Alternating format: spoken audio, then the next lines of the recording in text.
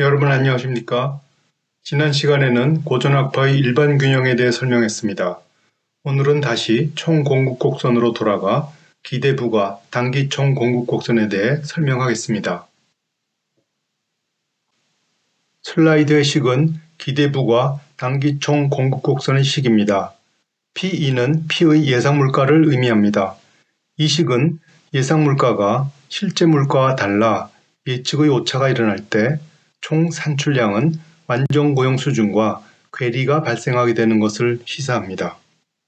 사람들이 물가를 과소평가했을 때 총 산출량은 완전 고용 총 산출량보다 크고, 반대로 물가를 과대평가한다면 총 산출량은 완전 고용 산출량보다 작습니다. 만약 어떤 이유로 사람들이 물가가 상승할 것이라고 예상한다면 단기 총공급곡선은 상향 이동합니다. 단기 총공급곡선의 위치가 예상 물가 수준에 의존하는 것은 단기 총공급곡선이 불안정하다는 것을 의미합니다.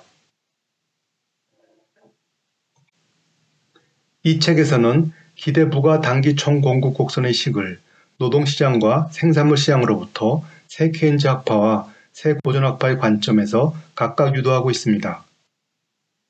여기서 케인즈 학파와 고전학파 앞에 접두사 새를 붙인 것은 가격의 신축성 여부를 무조건 가정하는 대신 새 케인즈 학파는 거래 비용을, 새 고전학파는 최선이 아닌 차선의 세계를 각각 전제함으로써 정교한 방법론을 제시하고 있기 때문입니다. 여기서는 생산물 시장으로부터 기대부가 단기 총공급곡선을 유도하는 새 케인즈 학파의 경직적 가격 모형과 새 고전 학파의 불완전 정보 모형을 설명하겠습니다. 경직적 가격 모형입니다. 우선 여러분이 유념해야 할 것은 새 케인즈 학파는 시장이 불완전 경쟁이라는 가정을 합니다. 즉, 생산물을 공급하는 기업은 가격 수능자가 아닌 가격 책정자입니다. 그 이유는 거래 비용으로서 메뉴판을 바꾸는데 비용이 소요되는 메뉴 비용이 생산자가 가격 책정자일 때 정당성을 가지기 때문입니다. 불안정 경쟁 시장에서 기업은 한계 비용과 한계 수입이 같은 곳에서 생산량을 결정하고 가격을 책정합니다. 여기서 메뉴 비용이 없는 기업, 즉 가격 조정 요인이 발생할 때 즉시 가격을 바꿀 수 있는 기업과 메뉴 비용의 존재로 인해 일단 매긴 가격은 일정 기간 바꿀 수 없는 기업, 이렇게 두 기업이 있습니다. 우선 메뉴 비용으로부터 자유로운 기업의 가격 책정 전략은 소득이 10% 증가할 때 가격을 10%의 B만큼 인상한다고 가정합니다. 만약 B가 0.5라면 5% 인상하는 것이죠. 이 기업의 생산물 가격 PI 대신 상대 가격 PI 오버 P를 사용한 것은 생산자가 가격을 책정 시 화폐 환상에 빠지지 않는다는 가정을 하고 있기 때문입니다. 거시경제학에서 화폐 환상은 고려해야 할 중요한 현상입니다. 메뉴 비용이 존재하는 기업 J는 메뉴판을 교체할 수 없는 기간 동안의 소득 수준이 완전 고용 소득이라는 중립적 가정을 함에 따라 P2로 가격을 메뉴판에 공제합니다. 메뉴 비용에서 자유로운 기업의 생산물 비중이 람다라고 하면 물가 지수의 식으로부터 기대부가 단기 총공급곡선의 식이 유도됩니다. 여기서 단기 총공급곡선의 기울기는 메뉴 비용에 직면한 기업의 비중에 달려 있습니다.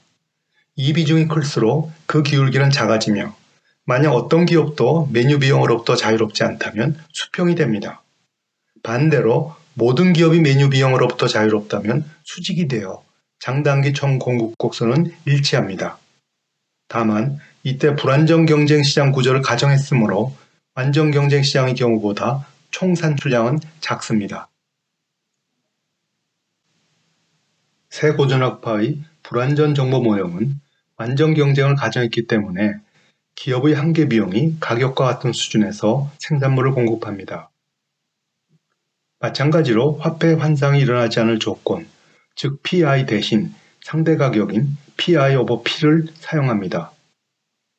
여기서 불완전 정보란 생산자들이 자신이 공급하는 지역 생산물 가격 PI는 알고 있으나 일반 물가 P에 대한 정보를 가지고 있지 않은 것을 말합니다.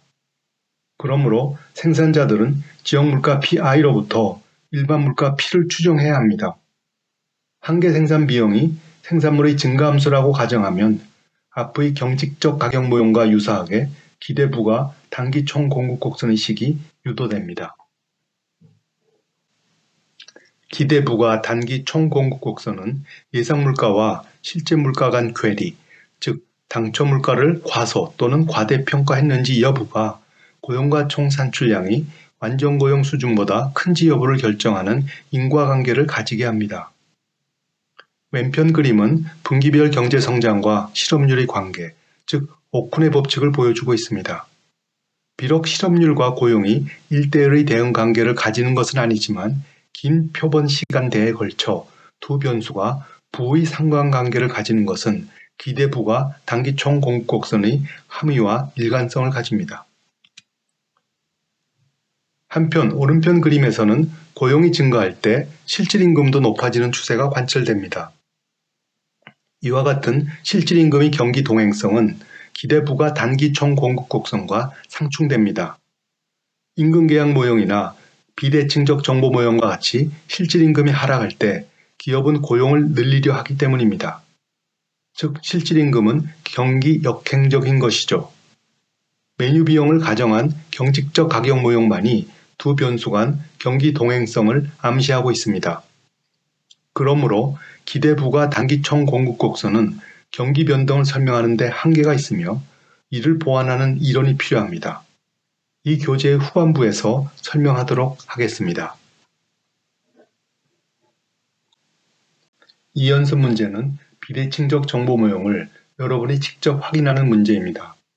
기업과 달리 노동자들은 물가 수준을 정확히 알지 못합니다. 다만 노동시장 균형식으로부터 관찰된 P 플러스 A의 값으로부터 P를 추정해야 합니다. 기대부가 단기 총 공급 곡선의 식은 노동시장 균형식과 생산 함수로부터 유도할 수 있습니다. 그런데 P 플러스 A의 값은 주어진 P와 A의 분포로부터 마이너스 1, 0, 1 가운데 하나로 관측됩니다. 이때 P 플러스 A가 마이너스 1이거나 1일 때 P와 A는 정확히 그 값이 식별되어 비대칭적 정보는 사라집니다. 한편 P 플러스 A가 0이라면 P는 확률 2분의 1로 0 또는 1의 값을 가지게 되어 기대물가 이 P는 2분의 1이 됩니다. 유도된 단기 총 공급 곡선의 식으로부터 예측의 오차가 총 산출량에 영향을 미치는 것을 확인할 수 있습니다. 오늘은 이만 마치겠습니다.